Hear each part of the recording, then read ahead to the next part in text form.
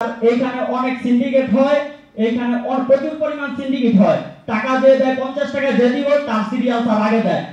পরে আমার কপালে লাগছে, তারপর নাকের এখানে লাগছে, দুই হাতে লাগছে, পিঠে লাগছে।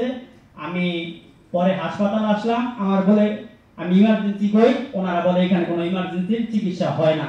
এটা তো ঠিক না, কারণ আমি একটা আহত ছাত্র। আমার ওনাদের উচিত ছিল ডাক্তার হিসাবে হোক, নার্স হিসাবে হোক, আর স্টাফ হিসাবে হোক, যে হিসাবে হোক, ওনাদের উচিত ছিল আমাকে একটা ভালো একটা চিকিৎসা দেওয়া। ওনারা না পারে, ওনারা বলে এটা অফ। এটা তো ঠিক না, কারণ ছাত্র হিসাবে আমার গুলিটা চোখেও লাগতে পারতো, অথবা অন্য একটা বুলেট যেটা ছিল ওটাও লাগতে পারতো, কিন্তু ওনারা কি করলো, আমারে চিকিৎসা করলো না।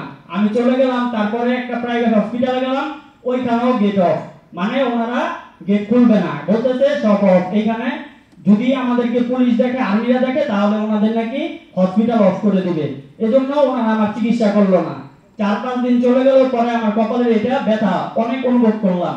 হাতের গুলো আমি যেভাবে হোক আস্তে আস্তে বের করছি, কিন্তু কপালেরটা আমি বের করতে পারিনি, কারণ এটা হচ্ছে ভিতরে চলে গেছে। যেই সময় আর কি ভিতরে হাত দিলাম, দেখি ব্যথা পাই।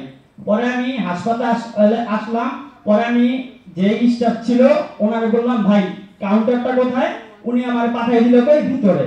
ভিতরে পাঠিয়ে দিল, ভিতরে যেয়ে দেখি কোনো কাউন্টার নাই, যে ছিল উনিও নাই।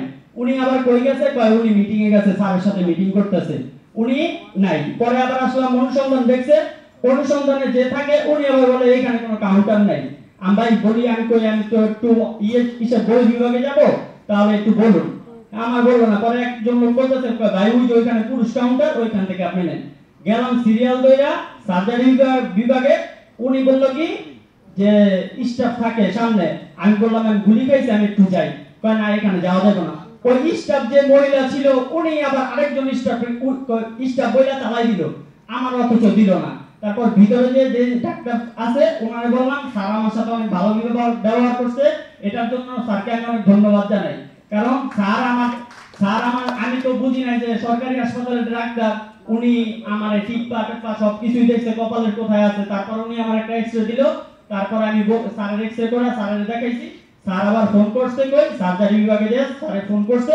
তারপর ওনারা আমার এটা সুন্দর করে চিকিৎসা করে দিছে। এজন্য আমি সার্জারি বিভাগকে অনেক ধন্যবাদ জানাই। আর স্যার এইখানে অনেক সিন্ডিকেট হয়, এইখানে প্রচুর পরিমাণ সিন্ডিকেট হয়। টাকা দিয়ে দেয় 50 টাকা যে দিব তার সিরিয়াল তার আগে দেয়। এটা আমি অনেকবার ভুক্তভোগী স্যার, এই হসপিটালের বেশিরভাগ ভুক্তভোগী স্যার। 100 টাকা যে দিব তারই আগে দিব, এটাই স্বাভাবিক স্যার। এই দালাল যেদিন আমরা ধরতে পারবো, সেদিনে আমরা এই হসপিটালকে মুক্ত করতে পারবো, এছাড়া কোনো কথা নাই। কারণ স্টাফের ভিতরে স্টাফরা এই দালাল থেকে পার্সেন্টেজ পায়, এটা তার আমি শিওর বলতে পারি। কারণ স্টাফরা এই দালাল থেকে পার্সেন্টেজ না পাইলে, ওনারা একজন ছাত্র হোক, রোগী হোক, ইমার্জেন্সি রোগী হইলে ওনারা করে কি, যে টাকা দিব তারই আগে দেয়। কিন্তু তারা বলে কি ওনারা স্টাফ আমাদের। পরে যদি জানতে পারি 50 টাকা ভাই দিয়ে আগে সিরিয়াল নিছি, এটা কোনো কথার ভিতরে আসে না স্যার। এটা আপনার উচিত হইলে তদন্ত করে দালাল মুক্ত করা।